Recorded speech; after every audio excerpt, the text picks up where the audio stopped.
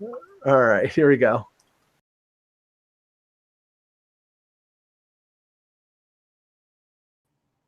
Better late than never, folks. Sorry about that. We had some technical glitches, since we're all just masters of the internet and the computers. We're joined by Joe Yerdon of The Athletic. We'll do away with the usual intros for the show, but we'll just go into our pre-show and then go into talking about the Sabres and the Atlantic Division.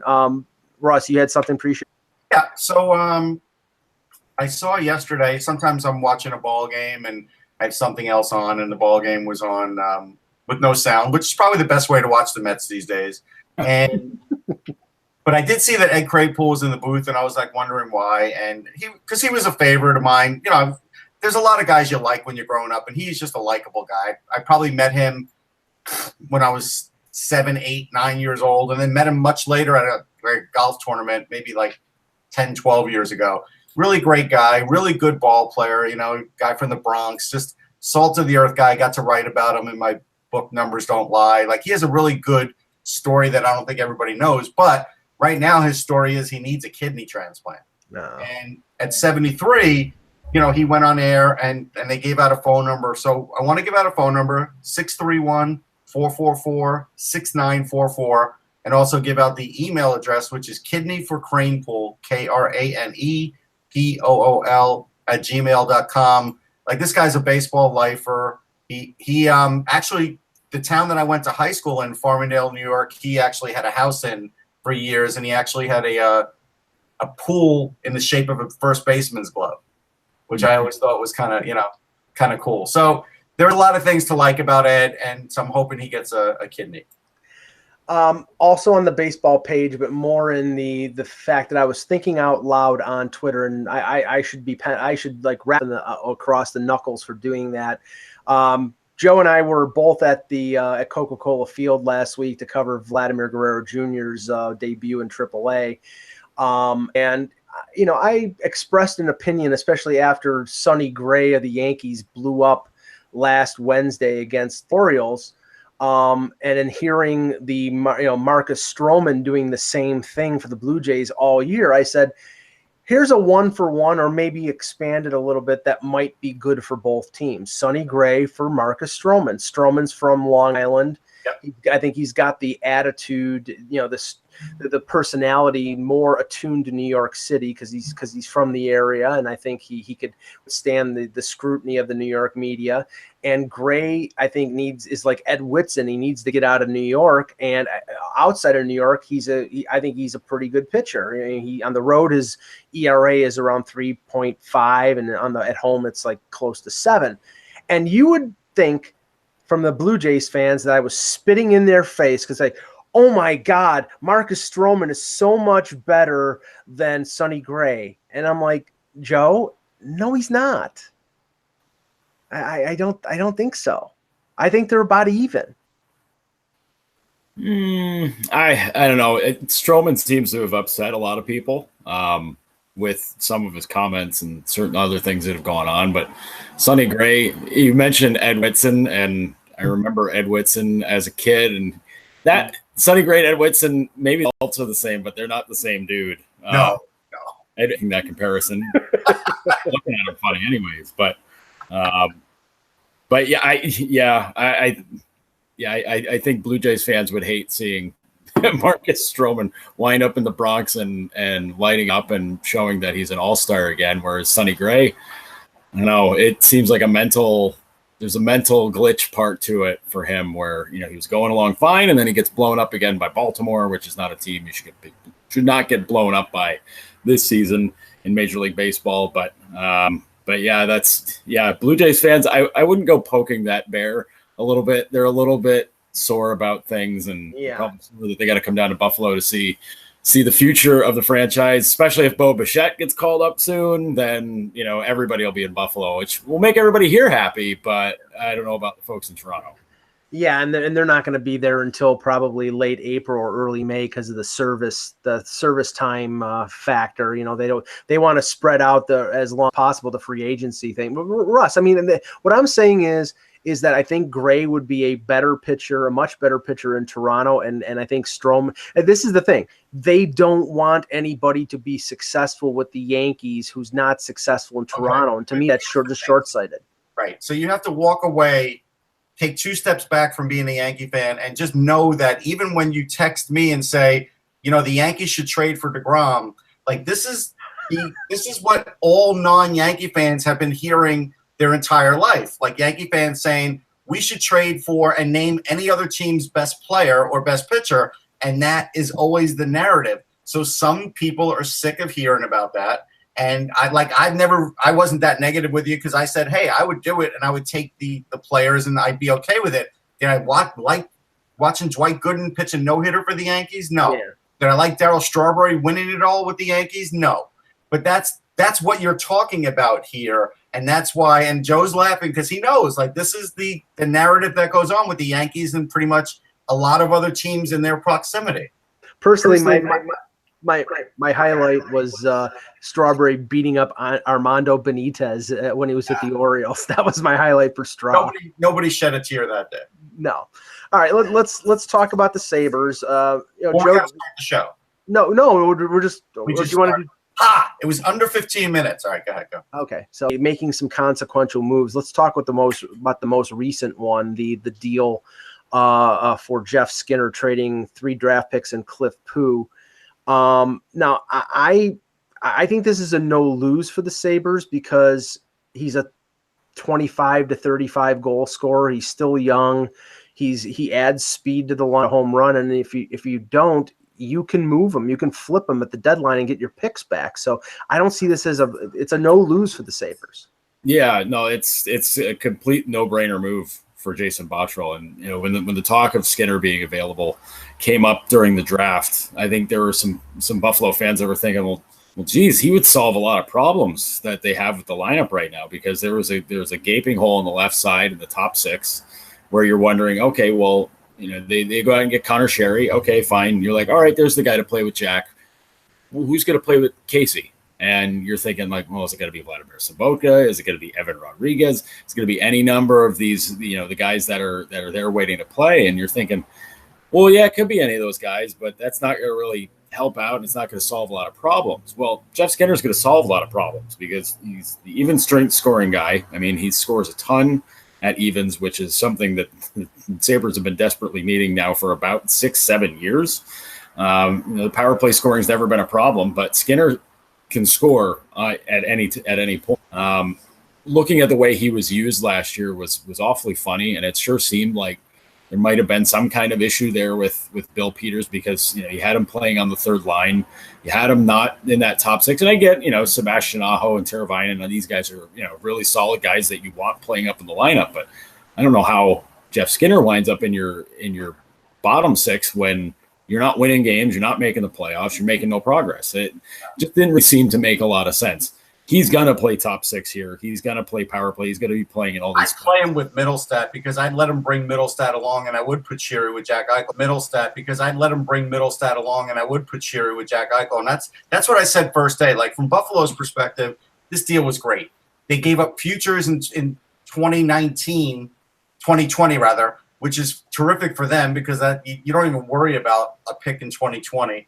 And they didn't have, again, from a Carolina perspective, I don't know why this wasn't made at the draft, Joe, because, again, if I'm Don Waddell, I want draft picks at the draft so I can draft them and sell my fan base on, all right, you may have lost Jeff Skinner, one of your favorite players, but one of these players I just drafted that we got for the Jeff Skinner trade could be one of your favorites in the future. At least you could float that. Now you're a year behind in development, 2 years now with the 2020. You didn't even get a conditional first. Like, that's the part. You should have gotten a conditional first. Like, if Jeff Skinner gets signed to a 5-year deal with Buffalo and you didn't get a conditional first, that's going to look bad down the line. Especially with them having 3 firsts next year. Yeah. Yeah, and the fact that Buffalo didn't have to give up one of those firsts, whether those 2 of those end up in 19 or 20, that depends on what San Jose and St. Louis do. But you look at it that way, and Buffalo didn't really have to give up anything of major consequence. I mean, Cliff Boo's going to be he'll be a fine player, but he wasn't going to be jumping in the Sabres lineup this year. He was probably he's not a star. I don't think Cliff Boo's a star. No, and Jeff Skinner's a star. And he's going to score 40 goals with the right player. And, but it certainly seemed like Carolina had moved on. I mean, they already full court press with advertising Svechnikov, which, yeah, they should. He's going to be great.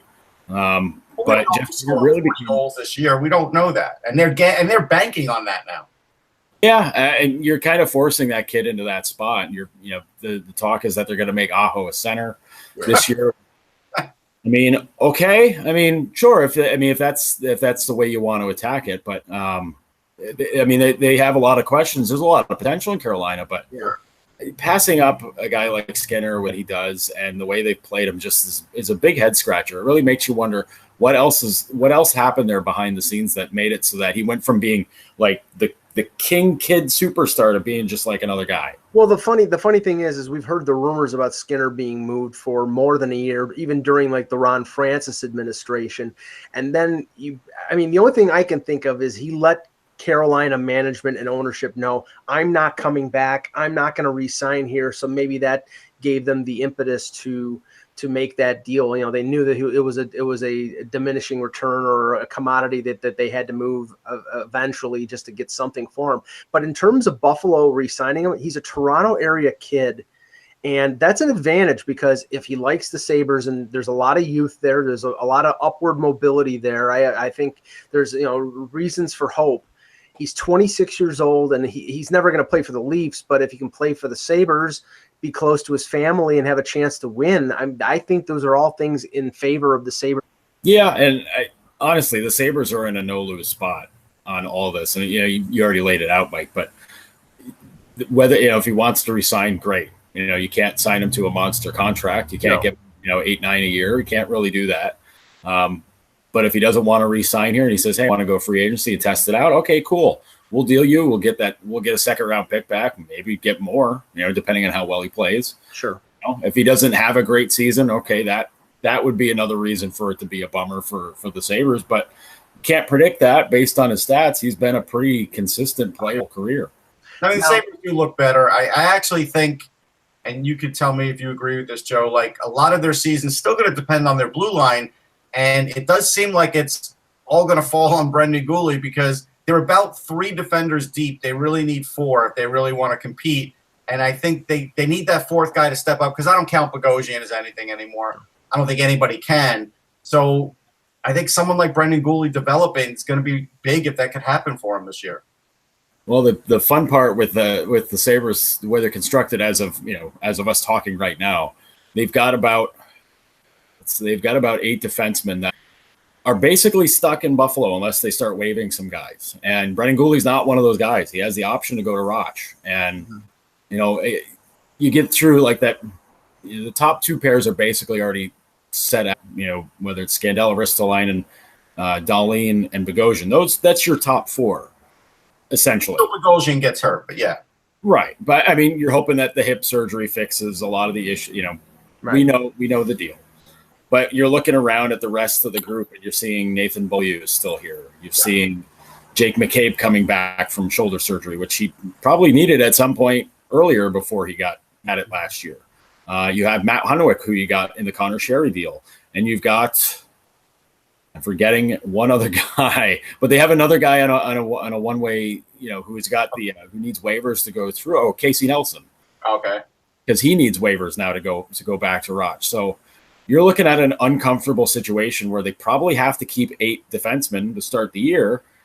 And one of them is not going to be Brendan Gooley because he's the one guy who's got the option to go back. So they have a lot of depth. It's just that the depth isn't really good. Right.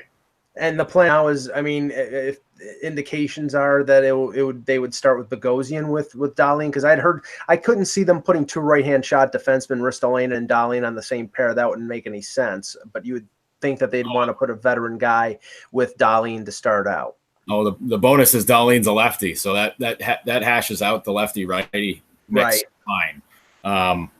But yeah, putting him with Ristolainen might eventually happen for the lefty righty thing. But like Scandella, Bogosian, those two doesn't seem like a mix to me. Like whereas Dahlin with Bogosian might make a little bit more sense to at least start. But these are things that Phil Housley and Steve Smith are going to have to and Chris Height, or these three guys are going to have to really figure it out from the very get-go in camp. Yeah, that's the question, because Bogosian's going to have to keep up with Dahlin, and that's not going to be easy. With the pace of the game the way it is, he's going to be that guy sort of hanging back. But again, he's going to have to be – that hip's going to have to be really good starting and stopping, because there's going to be a lot of puck movement there with Dahlin. Russ, am I misremembering something? Because I thought at the World Junior, even though he's a left shot, I thought Dahlin did play. He may have on that team, but you remember guys play roles there, and right. That's what it is. Yeah. Yeah. Now, the other massive trade, and I know that we had Kevin Allen on last week, and in the past, and he was sort of critical of the Sabres dealing O'Reilly and the return that they got. I thought the return was adequate. I don't think it was like a grand slam home run with St. Louis, because if they were going to win that deal, they had to get a young guy like a Kyrou or a Thomas in that deal. And Tage Thompson, I think, will be in the NHL, but I don't know if he's going to be anything more than maybe a third line guy. I'm not trying to limit him, but I don't know how extensive his career is going to be. But they did get Berglund, they did get Sobotka. What did you think of that deal? And do you think that the Sabres rally, or was this just a choice of the organization to go for it? I don't think they had to move him, but I think given the way things went on clear out day, I think that made it pretty clear that even though his heart's in the right place and his motivations are all the same as everybody in the room, having a guy who just is never satisfied and always just seems as disappointed in himself like that might not be the greatest influence on a young room. And I think that might have been part of it. I think that getting a big contract like that was also part of it. The package return, I mean, I know it's not the most thrilling one. I mean, when you think, it's still a blockbuster deal, don't get me wrong. But to me, that's the price that St. Louis had to pay that the Sabres had to accept if St. Louis was going to be paying that $7.5 million on July 1st. Now, if that trade happens after July 1st, maybe Kyrou or Thomas is the price that you have to pay to make it happen, where you say, okay, yeah, we'll take Berglund and Sobotka, but now that prospect is going to be a lot better because we just had to pay him and we didn't want to pay him. So you take Thompson, you hope the change of scenery changes things up. I mean, he got kind of thrust into things last year, but even his AHL numbers weren't exactly stirring, and you wonder how this is going to play out because you compare Thompson and Alex Nylander's numbers, and they're awfully spooky similar. And you wonder, I think a lot of people were wondering this summer if Nylander was a guy that the Sabres were going to move on from. So, we'll see what happens. Nylander, everybody talked him up during development camp, saying he seemed a lot more grown up. He took a lot more of these younger Swedish guys under his wing. That's good to see, but it has to translate on the ice. That's the biggest thing. You got to show you can get it done, and I think that's where everybody's at with Nylander, and I think that's where most people would say Thompson's at too. Yeah, I think Thompson will end up on the fourth line. I don't think he's a big time scorer, but I think he could play some hard minutes, and I think if you got that, that's fine. You've always got to get guys to play roles. Nylander, I don't know. The biggest thing with Alex Nylander is the motor. Is it going to work an entire game? Is it going to work every minute of every shift? That's the biggest problem I've had with him because he has the other things all in his arsenal. But as far as getting a full 60 out of him, that's the hard part. Well, it's funny because those questions have been brought up about William in Toronto. There's just so much natural ability there, and he's very quiet. He doesn't talk a lot in post-game. But he just seems to be so naturally gifted that he gets away with that sort of like low motor and helps to be on the wing of Austin Matthews. Whereas Alex Nylander, I mean, I saw his first NHL game. I think it was against the Leafs and against his brother, and I've seen him play 4 or 5 games in the AHL, and he really hadn't stood out. And I saw him play a couple times at the World Juniors, and I thought he was going to be a very good pro. And it's a little disappointing that he hasn't been able to sort of rise above it. Yeah, so, and being 19 and having played 2 seasons in the AHL already, I mean, it's a lot for a kid that age to have to grow up right away. That said, the stats have to back it up too. And I think, when you're a kid who's picked 8th in the draft, and you've got the lineage that he has, I mean, there's a lot of pressure that comes with that. But Yeah. At some point, you got to show the coaches, you have to call me up. And, when they called him up last season, I think it was mostly earned. His rookie season, I don't know that call up was earned at all. I think that was Murray just trying to say, hey, listen, our 8th pick's here. We're going to show what he's got, and it do well. But he's learning, and I think the prospect challenge here at the beginning of September, it's going to be very interesting to see how he fits into that, especially given that Dahlin's going to be there. I have to imagine Middlestad's going to be in that. He's going to be a guy where he's going to be playing those top 2 lines and trying to show what he can do. And now there's going to be a lot more pressure with guys like Asplund and Olofsson there to kind of push him to say, like, all right, buddy, maybe you're not going to be the next, the first guy up when issues come up. I think Asplund's a guy that can keep everything moving for Nylander, because that's the biggest thing, keeping the feet moving, just keeping the play going. Just because you don't have the puck, don't think that the shift is over. I think those are the biggest things, and I think a guy like Asplund could help him with that. So, yeah, I wouldn't give up on Nylander yet either. It's too early, just the way it is. Yeah, and I mean, you mentioned Olofsson, who was an SHL. I think he was the goal leader in the SHL. I don't think he was Rookie of the Year, but he had an impressive year in the SHL. I think he scored over 20 goals. Asplund was the second round pick the year that I think it was the 2016 year, the year that they took Nylander in the first round, right?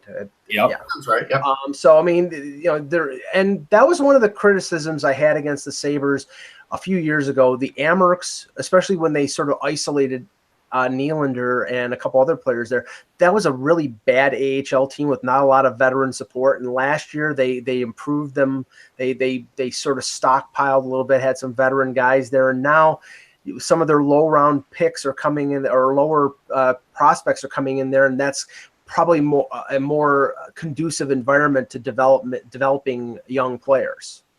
Yeah, and you're going to have we were talking maybe by the end of the year, maybe we see Marcus Davidson as a guy who comes in late in the season after his Swedish season's over with, because they're huge on him. They love his progress. I think a lot of scouts love Davidson as well. So there's another Swedish guy to come in next. Did you say Matt Molson will play for Rochester? Because last year he got loaned out, right? No, I didn't say that. Molson's probably going to be on Ontario again. Just because it's closer to home. And why don't they buy him out? I don't understand why they're being so nice to Matt Molson. What is the deal? Well, I mean, it's one of these things where if you buy him out, you gotta have that cap mark for a couple of years now. I mean, it's 1 year left, so you're like, fine. When you got 1 year left, there's not a whole lot of point in buying him out unless you need that roster spot. And they already figured out that they don't need they found a place to put Matt Molson anyways. So, it was a little different with like Josh George's last year, where you're like, well, we like the veteranness. We're not going to do wrong by him. I'm sure they tried to trade him, and I don't think there was too much of a market for him. So they said, it's fine. We'll let him finish out the deal. It's okay. Well, when we brought up the Sabres after the cost is, hold on. This reminds me of the Nate Gerby situation, right? It's like you buy out Nate Gerby for like peanuts. Now you can buy out Matt Molson for peanuts, and they don't. Like, it's $666,000. Like, actually, it's $666,667. There you go. That's the reason why. It's the number of the beast. That's what they're worried about. You know what I mean? It's under $1 million. Why not just buy it out and move on? They're afraid of pissing off Iron Maiden. Yeah. No. Well, no, the Gerby buyout. I mean, that certainly came off as petty, and that was Darcy or Gear. Yeah. And I don't know what the issue was. I don't know if that was like an arbitration thing. I think they bought him out for like, $10. Like, it really was no cost. Yeah, it was foolish. It was like when they walked away from Tim Kennedy. I was just about to bring that up. They walked away from Tim Kennedy's arbitration, which wasn't for a whole heck of a lot of money. Nope. But they just said, well, no, we're not even paying him that much. And I mean, maybe it worked out to be okay, given that Kennedy ended up going to play in Europe for a couple of years before he came back and played for the Emirates last year, 2 years ago. It's just weird. Times are weird when you have all kinds of people making oddball decisions. But I think in Molson's case, this is just something where they're just trying to do right by him. It was a different regime, and they don't. It looks bad when you treat a veteran guy like that badly, especially a guy who's pretty well liked. So it's better to let him. You can go stay with the in-laws at the Quick House in California and go and play in Ontario, and it's fine. Now, when we brought up the Sabres after the Skinner deal, Kevin Allen said his impression of the Sabres had changed based on them adding Skinner. He didn't like the O'Reilly deal, but still he thought that they were going in the right direction with Middlestat and Eichel up the middle. But the one area that I sort of question is the goaltending. Now I don't blame the Sabres for not exercising or qualifying Robin Leonard and paying him $4 million, and you can see by the amount that he signed with the Islanders that nobody thought he was worth $4 million. But now they signed Carter Hutton as a free agent. And they have Linus Ullmark, who I think they think can be their number one of the future. As long as he doesn't complain about the ice, yeah. Right. Now, this is the thing, Joe. I have nothing against Hutton. You can't dispute the year that he had, but I don't think I think at best he's a 1B, and he's not a starter. And if this team thinks that they're going to compete for a playoff spot, they probably think that Hutton is the guy to play the majority of the games. I think that the plan here is that Ullmark is eventually going to be the starter. What do you think?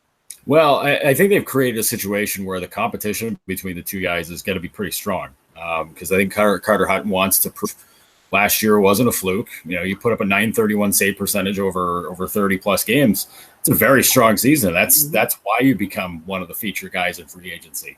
But I think with Linus, they want to give him a fair shake and see what he can do at the NHL level. I mean, they've slow baked him in Rochester about as well as you can with a goalie, especially a guy who came over from Sweden, where you let him just kind of hang in the AHL for a little while, go through, I think it was like 3 different sort of regimes and coaches and styles of play where, every single one he's had to stand on his head in some sort of way. But they want to see what he's got, and they want to see if he can push for that first job. If they can go and do things like this and just move ahead, then great. That's a great circumstance. But I think with Hutton, if he does what he did last season and he does it great, you got a goalie on a steal of a deal for 3 seasons, and you got one great season out of him. Cool. But with Linus, give him a shot and see what he can do. And if he can push Carter Hutton, or if he can take the job from him, that works out even better too.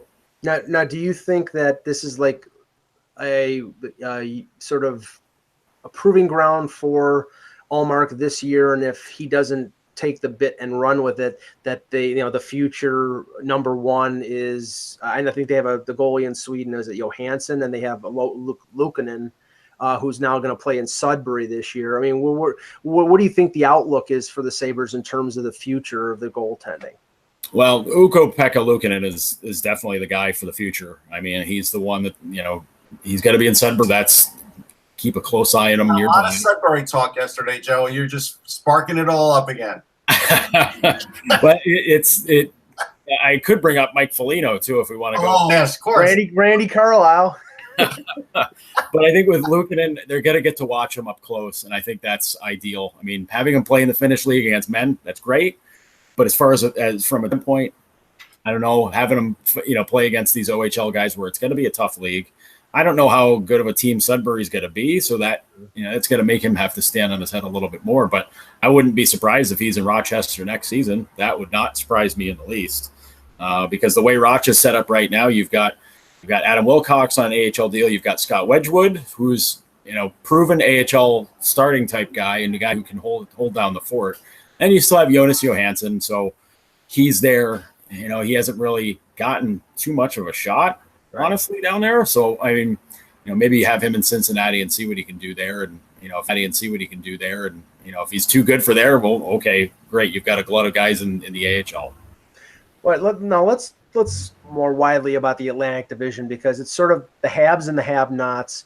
And I think now with adding Skinner, the Sabres are sort of in the middle. I put Florida, the Sabres, and maybe to a lesser extent Detroit in that sort of middle ground that if everything goes right, they could challenge for a wild card spot. But first, just talking about Florida, because I think everything is reliant on Luongo staying healthy. If they go to Michael Hutchinson and James Reimer, I think they have no chance of making the playoffs, even though I think Barkov is great and Huberdeau is fantastic.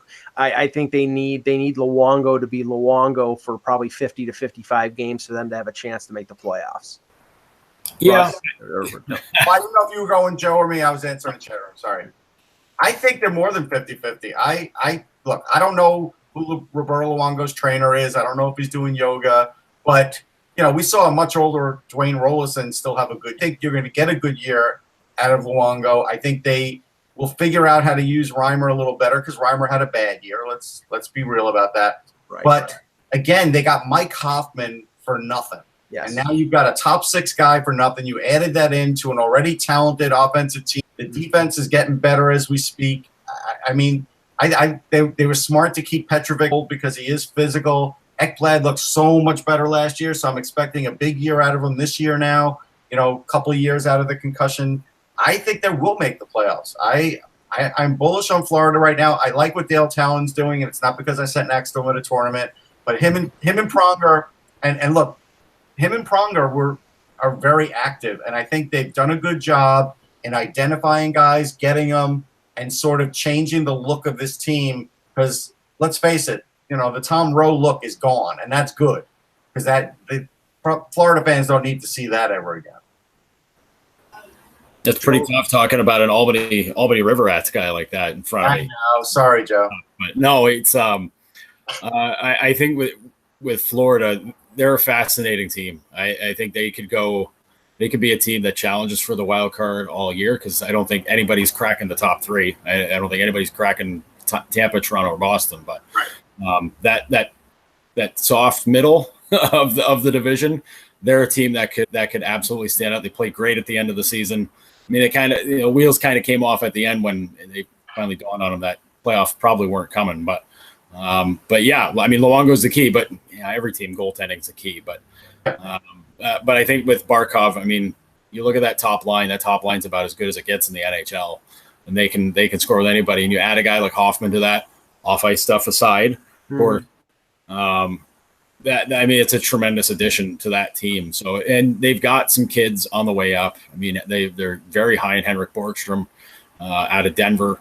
He's a kid who's got a lot of talent. They've got some other guys on the way up there. They're going to be very interesting, but they're a team where it's 1 or 2 injuries away from just completely falling right to the bottom and hanging out with Ottawa, maybe Montreal. If you want to point out, in Mike, in 1967, when the Blues had the old tandem in net for the Stanley Cup, Glenn Hall was 37. Back then, that was like 47. Yeah. But Glenn Hall was up to the challenge. Roberto Luongo's 39. These days, I don't. You could say it's older than dirt, but I do think it's possible he has one more run in him. Yeah, but Johnny Bauer was 42, and Jacques Plante was. I mean, it was a different game, Russ. There are not many goaltenders now that are getting into their late 30s, especially with the injury history that Luongo had. I mean, if he can stay healthy, I agree with both you guys. I think they're a potential wild card team. But the last 2 or 3 years, he hasn't been able, and it's been at the worst possible time. It's been down the stretch, January and February, and you just can't rely on James Reimer to win you games at key moments. Detroit's the other that sort of like baffles me because I like the youth that they're bringing in. Zadina was an excellent pick. I loved him at the World Junior, but they plug holes with, Thomas Vanek. They bring back Mike Green. They signed Jonathan Bernier. It's just like, covering up bullet wounds with Band-Aids. I don't get where the Red Wings are going. Well, are you throwing over me this time, Mike? No, go ahead. Good. Okay, so Joe, go ahead. Oh, okay. No, I look at them as they're like a seafarer's ship that has a leaky hull, and they're just trying to find boards to patch it up with to keep the thing moving along and to keep it going. The Bernier ad is interesting to me because it seems like they're letting Jimmy Howard know, like, you're probably not going to be here too much longer, but we want to make sure in case you get hurt, we're not going to be completely running with Grand Rapids guys that aren't ready for the NHL. They bring back Vanek. That's great. They can spin him at the deadline like they've done in the past. Green, maybe Mike Green was just happy being there. Maybe that's just how that goes. But you're going to get more out of Tyler Bertuzzi. To me, Zadina's the fascinating one because is he going to start in the NHL? Is he going to go back to Halifax? Is he going to go to the AHL? Like, there's so many things with him where you're just like, what's going to happen with this kid? To me, give him those 9 games, give him those 8-9 games, and see what he can do, because you got nothing else to run with. You don't really have, anybody else that can really, push the pace in this team aside from like guys like Athanasiou and them. But it's very much a work in progress rebuild for them. They're in the past where it was Detroit would retool, they wouldn't rebuild. Well, now they can't retool anymore. They can't retool this. They're just straight up rebuilding. Yeah, I think Zadina will make the team. I do, at a camp. And then, like you said, Joe, give him that shot. I actually let him and Rasmussen make the team at camp and put them together and see what I can do with those guys, because that could be a line. And you put a veteran with them too, no question about it. But Rasmussen looked really good in the summer showcase. He's a guy with his kind of size. If he gets low, could score some goals. Maybe you put Mantha with those guys because Mantha's also got size. Give that a shot, because I think Detroit's in that spot where they have to sell seats. It's still a fairly new arena. You can't just, dump out on that. And I think they went with Green because they didn't really have an option. Chalowski's not really ready yet. And so they don't have an offensive defenseman on the horizon. They did take Quinn Hughes. They took Philip Zadina. You might as well put Zadina in, and him and Rasmussen are their 2 top picks the last couple of years. They might be up for the task. If they are, it's going to be a lot better team to watch, because then, then all of a sudden everybody else, Larkin looks better, Nyquist looks better. They all, a lot of them start to look better. Look, defense is going to be the issue there. We know that. Now, I don't know about you guys, but I've stocked up on my popcorn and got my seat ready to watch the Ottawa Senators just destroy themselves. Because I think that's where it's going. And this is the thing. It's like the worst possible outcome of the whole Mark Stone arbitration, Joe, is the fact that he took the 1-year deal. They didn't get the long-term deal. So now they've got Duchesne, they've got Stone, and they've got Carlson, arguably the 3 best players, all ready to walk away or can walk away next July 1st. I mean, honestly, I look at this team and the situation that they're in, and I'm just waiting for it to just explode. Yeah, we've been waiting for something to give on them all summer. The Carlson thing it's going to hang over them, and it's obviously if they go into camp with all those guys still in tow, you can start off camp with the nice story of Carlson coming back to camp and Hoffman's not there anymore, so you can just play it cool, be nice, and say, well, hey, we got rid of the problem, but the problem persists. It's Ottawa. The problem doesn't go away. The money thing, and I know it's painted over constantly with Melnyk, but like the money thing is a problem. They don't pay out any bonuses. They don't do anything to bring any to make anybody happy there, and they had the. They had that deal with CC with the arbitration where it's just none of the numbers made any sense. Everybody's trying to get their money before everything falls apart there. And I don't blame anybody for that at all. Like, just grab it, go be happy elsewhere next year. But, somebody has to get paid. And I think Matt Duchene's hanging around because I think he's going to be the guy that gets paid. It's like at the end of the day, he's been through this before. He knows that they're going to get an arena at some point. Maybe he's the guy that stays around and gets the big contract. I think that's the way it's going to shake out. In the interim, they do have a lot of young players. They do. I mean, Shabbat will have a big impact this year. Hey, look, any more games that Shabbat can play with Carlson is good for Shabbat. Yeah. And so just to have him around, show him the ropes, because he's played some with them, but he could play more with them. I think that's good.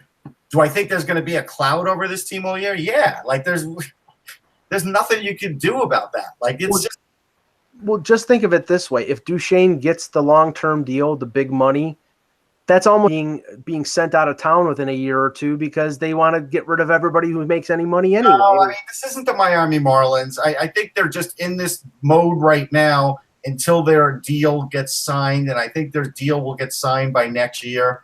And once they sign that deal, things will change in Ottawa as far as how they're spending money, how they're, reacting to things.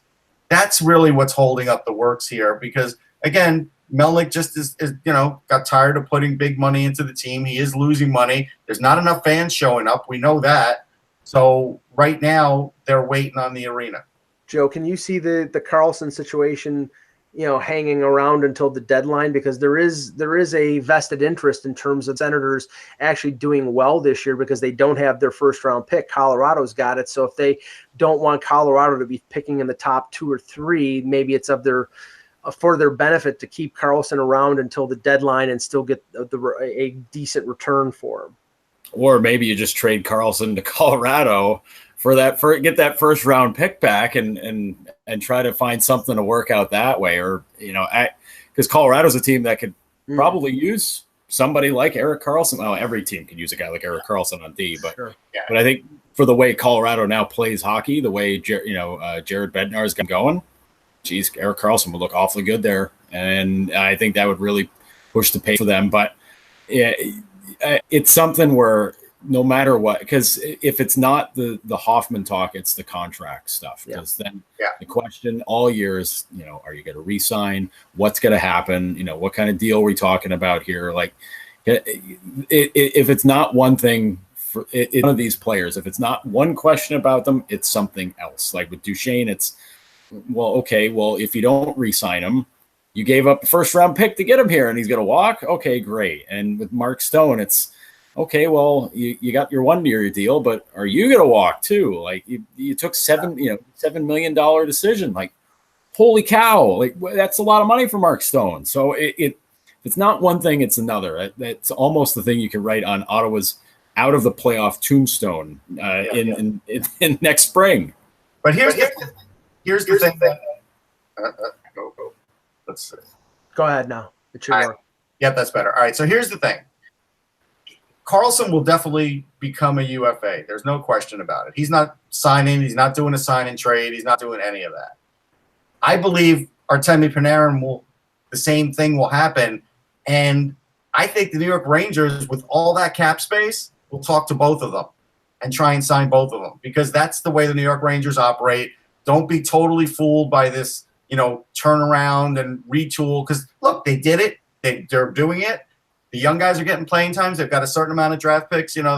They've got some good young players now. They've stocked their system a bit. If these two guys are open on the market and they've got the money for it, their owner is going to push them to try and sign them. Yeah, I think that makes a lot of sense. And if you're sort of like hanging around the bottom for 2 years, I mean that's long enough to compile some pretty decent prospects and then start to build around those young. And I'm not saying it's the right thing to do. I'm just saying I expect that they'll try and do that. It's a reality of the market. Yeah, I'm sure Henry Blomqvist will text Erik Karlsson a few times. No, Joe, the thing is that if it wasn't for the Ottawa Senators train wreck, the Montreal Canadiens train wreck would be front and center. And I mean, you can't help, Shea Weber is going to be out until at least December. So an injury is something you can't really, figure out. I mean, it happens or it doesn't happen.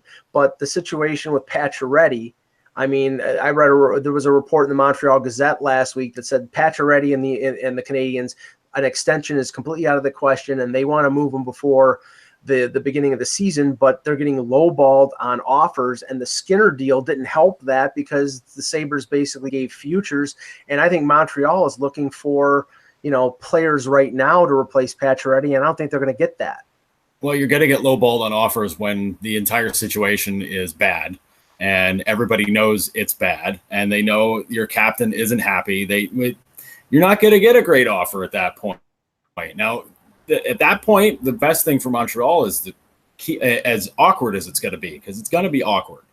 But as awkward as it's going to be is to hang on to him, because then the onus switches to the Pacioretty to play through all of that. And then Montreal can get more when they say, well, look what this guy can put up with. Hey, you got to pay us for him now. Now, if he doesn't play well and things continue to be toxic as all get out there, then yeah, you're going to be wishing you took one of these bad low ball offers, because it'll only get worse at that point. But it's something where it was something that needed to be fixed in the draft, and they didn't do it. And the offers were there, and then instead, it seemed like LA was the big one, and then LA goes and gets Ilya Kovalchuk. So, okay, well, there goes the money that you would have used for Pacioretty. So where else do we go? Well, and knowing that the Sabres were looking around, I was kind of in the back of my head thinking, like, deal for Pacioretty wouldn't be so bad. but he probably wouldn't be sticking around in Buffalo, because I don't think that would be this would be his ultimate finish place. But something like that where a team has an obvious need for a scorer, there's a few teams out there that want that, but you got to make that figured out, and you got to get it right, because right now it's a bad team. And if you have that cloud hanging over you going into camp, my goodness, Montreal's not a place where these things go by quietly and easy. This is going to be hard. Written about every day, all year. They'll be asking the players about it. They'll be asking them about it, with whispers. Like, that's the tough part about Montreal. What I think will happen is I think Pacioretty's going to end up going at the deadline. I don't think they can move him right now, because most teams are sort of pretty set in the way they're going to start the season anyhow, and maybe have a PTO, that's fine. But at the end of the day, I still think when Doug Wilson said, hey, they're going to try and get a big player, like they would get a Pacioretty and rent them at the deadline if they're in it. And so I would look at them. I think Pacioretty would love to sign with Florida next year. I think that's a possibility. So I think, right now he's probably a deadline deal too. I think these teams that waited, again, I thought the draft was the perfect place to trade these guys all these guys we're talking about, and it didn't happen. And draft currency is good. Like, to me, draft currency is good when these teams have extra picks and don't know what to do with them. I would rather have those year's picks. I got everybody at the table now. I don't have to push it down the road, player development wise, and make those picks now instead of getting 2019 and 2020 picks, because now everything just gets further pushed down the road. At least if Montreal had done this at the draft, again, we'd be looking at this more positively. Now we're like, it's going to be because by the time Shea Weber comes back, they'll be getting ready to trade Max Pacioretty. Like, it's just odd. And the problem is that he can't exactly blend into the woodwork and not comment about something every day, because he's the captain. He's going to have to talk. It's going to be an ugly ongoing situation with him. And, if he has a good year, then they can really get a good return for him. If he has a year, like a slow beginning of the year, like he did last year, then they're going to be trading him for pennies on the dollar. That's the thing that I think that they're looking at. I mean, this might be the best opportunity to get the most for him is before the season, and maybe they don't want to put him through all that, going through an entire year and facing that sort of dilemma. But Mike, something I want to address that's in the chat room. Funky Cold Zadina, that's a good handle. I like it. Saying that Tampa should just dump Callahan, right? Tampa's not going to do the Callahan.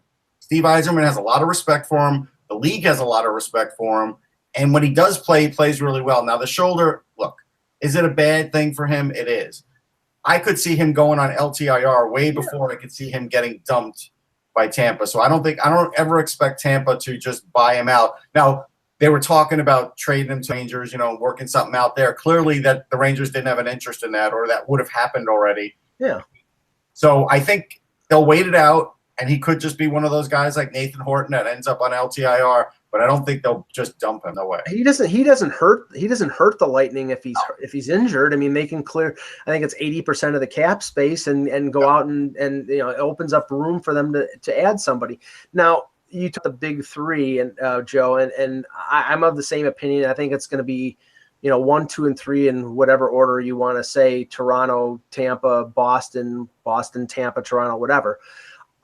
I'm still of the opinion, and probably Leaf fans wouldn't be happy with this, is that right now, even though that the Leafs have added Tavares, and I think that they're really going to be great offensively, they still have not addressed the defense.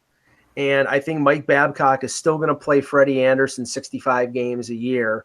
And if they do that, unless there's a big injury in Boston or a big injury with Tampa, I don't know if Toronto defensively is good enough to beat out in the regular season Boston or Tampa. What do you think? It's a tall order, to say the least. I mean, that's the problem when you face up with teams like that are just so loaded. It was pretty clear last year that Toronto's D had a very difficult time dealing with Bergeron and Pasternak and Marchand. And to me, that when you see that happen, and that's a team that you're going to be competing with directly, and heck, if you're playing them in the first round of the playoffs again, your hopes of getting to that Stanley Cup final just come to an immediate end, because if you can't contain them, how are you getting by them? And, there's a lot of reasons to like what they have going on there, but you got to get that green. You got to get the greenness off them. You have to find ways to get Travis Dermott going and say, all right, well, you've gotten your shot with the Marlies. Let's get it done full time here. He's probably going to be really good. Morgan Riley's unquestionably the guy who leads the way there. That's great. Jake Gardiner takes all the slings and arrows from everybody who thinks he doesn't play enough defense, but he's the guy who pushes the puck. So, you have questions there to get figured out. But the problem is, where do you go to fix these issues? Free agency is not an option. Is this a situation where, Willie's going to have to sign a big contract here? So maybe once you do that, you say, all right, well, let's call Ottawa. Let's see what it takes for Erik Karlsson, because you guys are broke, so you're gonna have to get rid of him. And that's a guy that fills an immediate important need. And when all the talk about Karlsson came up about Tampa Bay, and I said Tampa Bay doesn't need him. Toronto needs a guy like that, and that would change everything. But the D's the question. But the D can do a lot of damage. I think they can do a lot as far as the puck possession and making the offense go, because to me, the Leafs are like one of the number one game center teams to watch. Like the Stars a couple of years ago, where you want to watch every game they play because they're going to score a ton of goals. The Leafs are that team for me now. But as far as winning a cup, I don't know. That the D makes it very difficult to pick them, even get out of like the divisional playoffs. Russ, yeah. I think Carl says I can't see you and Pierre Dorian trading Erik Karlsson for anything to the Leafs, because I think they'll be burned at the stake if Erik Karlsson's like the last puzzle for the Leafs to win a Stanley Cup. Listen, not to say that teams don't want to deal with the Leafs, but certainly ones that are close to them are not going to. And I think the Leafs are having a very hard time getting this defenseman that they needed for 2 years because of their unwillingness to give up certain players.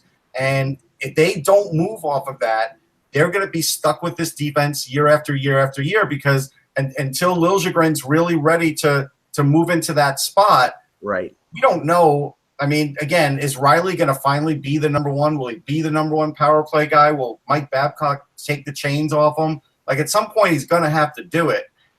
He did to a point last year. I mean, he had over 50 points. Done it fully from the start of the year to the end of the year. Yeah, I mean, I think 2 years ago he was killing penalties. Last year he was on the first power play and he was playing more of a matchup shutdown role during 5-on-5. My thing is, and I've talked to a few people about this in Toronto, is I think the mentality and the philosophy of the Dubas administration is different than Lou Lamoriello. I don't think they're going to let Gardiner walk away in free agency like Van Riemsdyk and Bozak did. I think if they can't get a deal, even though their weak spot is defense, they're not going to let Gardiner play out the year and walk away in free agency. And next year's free agent class in terms of defense, almost everybody except Jay Bouwmeester and maybe one other guy have signed. Tyler Myers.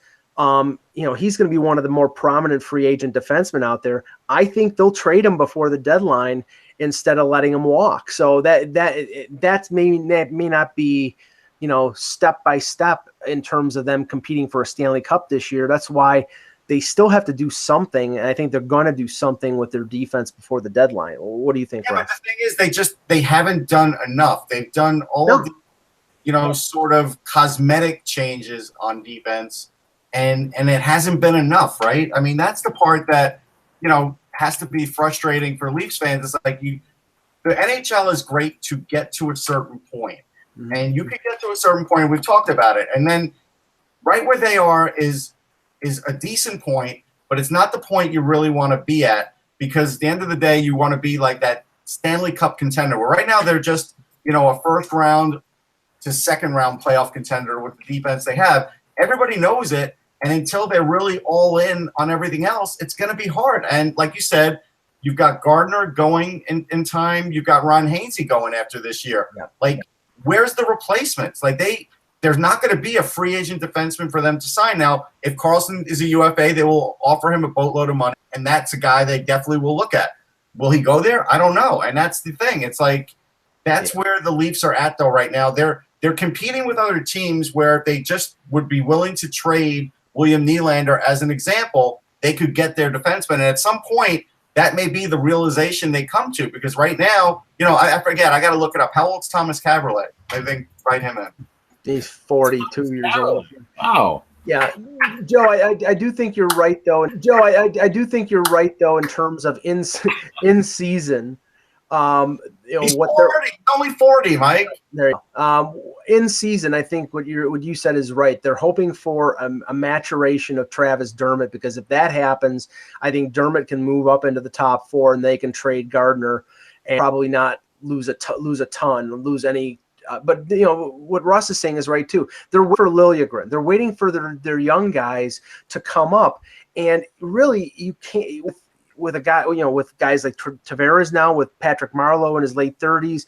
You've got Matthews and Marner on the last year of their entry level deals. The clock is ticking. They really need to make some sort of move to improve their blue line immediately, to become a contender immediately, before all these guys start costing way too much and you lose your flexibility. That's where I think Dubas really has to be proactive. Calgary did. Why didn't they? Because they didn't want to give up what was needed. First of all, look at what Carolina gave them. They gave them Dougie. Right. But that doesn't help. It's like, okay, is there an equivalent of Dougie Hamilton on the Leafs roster? No. That's what they're looking forward depth for defense. And there are a few teams out there that you could do that, but they don't want to give up the forwards that those teams want for defensemen that they have. For BMW, everybody wants the defense now. Forwards are like, I'm not saying they're a dime a dozen, but it's easier to get a forward in the draft than in other places in free agency than it is a defenseman. So that's why a guy like Hanifin would have solved their problem. If they'd have traded Nylander, then that would have also solved their future cap problem. But they didn't want to go there. So now this is a lot of pressure to put on Mike Babcock. That's why he's getting the big bucks. But again, to see them in the Stanley Cup next year, I don't think it's happening either. You just try harder for Roman Polak. That'll just fix everything. It'll be fun. The ironic thing is that I think the guy that would be the perfect fit for the Leafs in terms of a top 4 right-hand shot defenseman is the guy who's playing for the Sabres right now, and that's Ristolainen.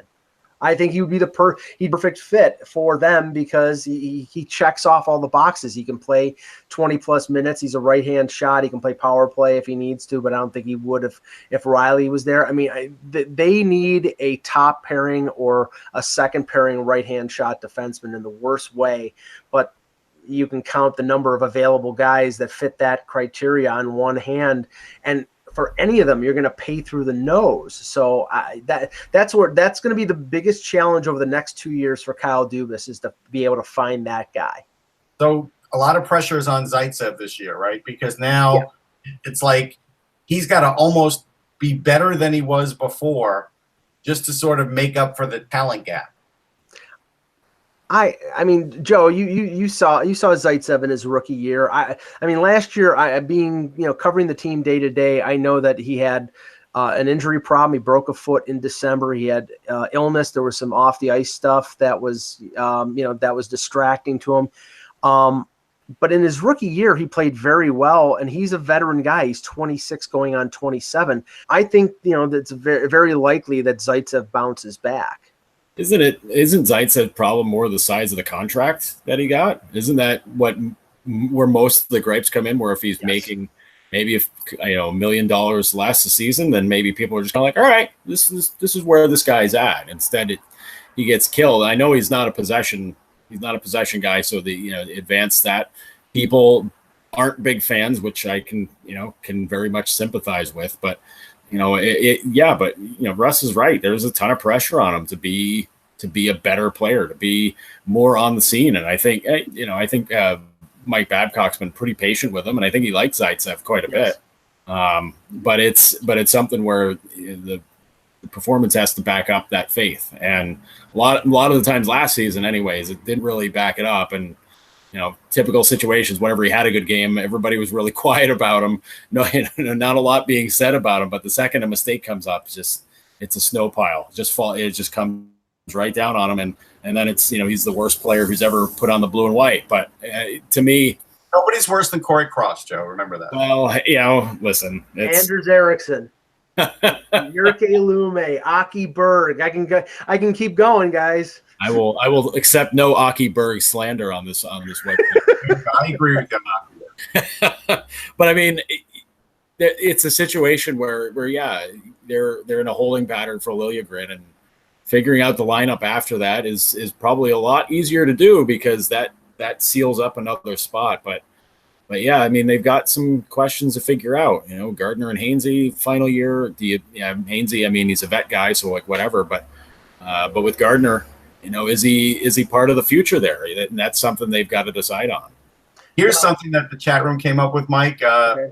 The name of Brendan Smith will certainly get shopped if he looks better 15 pounds lighter. Are they willing to swallow that deal? No, he's not a top 4 defenseman. He really isn't. I don't disagree. I'm just saying I don't disagree. I'm just saying this. But these are the kinds of guys that they're going to – these are the only kinds of guys they'll be able to get. And him and Babcock did not get along in Detroit, so I don't think that's something I go back to, Tortorella not getting along with certain guys too, and you know what? They went back and played for him too. That's never impossible. I keep pointing towards a guy like Chris Tanev. I think if Vancouver decides they're going to move a defenseman later in the year, that Tanev and Toronto make a lot of sense. His injury problems over the last few years may mitigate the amount that Vancouver can get, but Tanev is somebody I think that they would target. He's a right-hand shot. He's from Toronto. Him and Riley played really well at the World Championships a few years ago, so sort of a lot of things fall into place. Now let's just touch on Tampa and Boston quickly, and before we end the show. Joe, I liked the trade that they made for McDonough before the deadline. It didn't help them to get past Washington in the conference final, even though I thought McDonough played well in the playoffs. I mean, this team, they extended Kucherov. They've got everybody locked up. They've improved their defense. I think Vasilevsky is on track to be, or if he's not already, one of the better goaltenders in the league. I think they're the favorites to win the Atlantic. I think they're the favorites to win the East, honestly.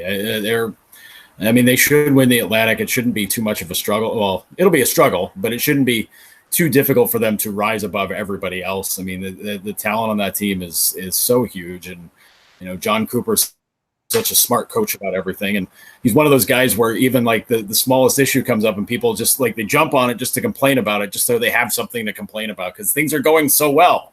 It's nice to be in a situation like that, but the D is so good. Hedman's one of the best in the league, and you add McDonough to that, and Anton Strawman's still doing very well there. You have you get Mikhail Sergachev as hey, there's another young guy to throw into the mix. You steal him away from Montreal, and it's like, geez, what where are the weaknesses here? And there's not a lot to go on. I mean, look, if they get anything again out of Girardi and Coburn, they've got Slater Cuckoo waiting, Dotchin, he's in there somewhere. Like, they're loaded. It's true. I mean, they are definitely right up there in the East. I don't know if I could still put them ahead of Washington because I know we all sort of slighted Washington last year and then they won it all. And I don't know. I think people need to go to Ovechkin's Instagram account if they're worried about him coming in fat. He's like pulling tractors on his own. So I don't think there's a problem with him being in condition. Were there kegs of beer on the tractors?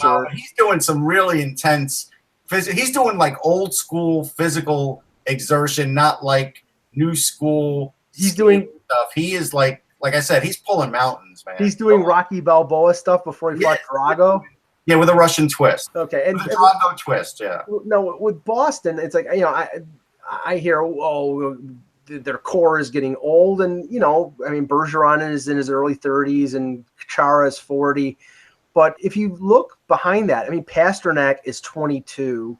Marchand is still in his 20s. McAvoy, I think, is going to be a star. This is not an aging team. Their development of their young players is sort of being supplementing their veterans. I think they're just almost as strong as Tampa and just as strong as Toronto at the top of the Atlantic Division. Joe. Yeah, the job they've done in Providence to get some of these young guys into the shape where they come into the NHL and they don't miss a beat is pretty impressive. And I mean, you factor in guys like Ryan Donato, who showed up. That was nice. That was a nice little boost to get at the end of the season and into the playoffs. It's nice to have a kid like that just show up and just seamlessly fit in. They were able to do that with McAvoy. They've done it with Donato now. It's just kind of like, I guess you just keep drafting Boston area college kids, then I guess it'll work out. But yeah, the youth that follows through, that supplements this team, even kids like Danton Heinen, where, all it took was a year and a half in Providence to really make him a full-time NHL guy, a guy who can score. And, he can score from, a third line position. And it's that kind of stuff just doesn't always happen. And it's worked out for these guys. And they still have people they can spin off for deals. I mean, Torrey Krug seems to always be available, even as useful of a player as he is. And they got guys that they can make moves to switch things up, and they still have some other guys on the way up. It's pretty impressive what they do. And the fact that Tuukka Rask is a guy that always gets picked on just blows my mind because he's such a tremendous goalie. Yeah, look, there's a lot of Tuukka hate for some reason in that fan base that I'll never understand. And I think Backes does slow him down a bit, but they are a good team. The problem is they do have to stay away from injury, or basically Bergeron can never get injured the way it works out. Like, ever gets injured, then that whole thing just seems to fall apart. Right. You don't know where the Bruins stand anymore because they do have a lot that you like. They have a good mix. Are they going to put it all together? I don't know. I don't know if they just, they're just that team. I don't know if I'm going to use an example, like I'll say like the 88 Mets, right? Like they were the cast-off team from the 86 team. Certainly Boston's a few years after they won, but they still had a lot of great players. They came up short. I can't help but think that this Boston team will just come up short because of a little bit of age, injury, and other things. But I can see why fans get excited about him. There's a lot to like. Does that mean David Backes is Kevin McReynolds? He could be. I think I like David Backes better. And I don't know who Mike Scioscia is going to be, so don't even go there. All right. Great show, guys. Make sure that you read Joe's stuff with The Athletic and Russ's stuff on website Sportsology. We will be back tomorrow with another edition of the Hockey Buzzcast. For Joe Yerdon, for Russ Cohen, I'm Michael Agello. Thank you for watching.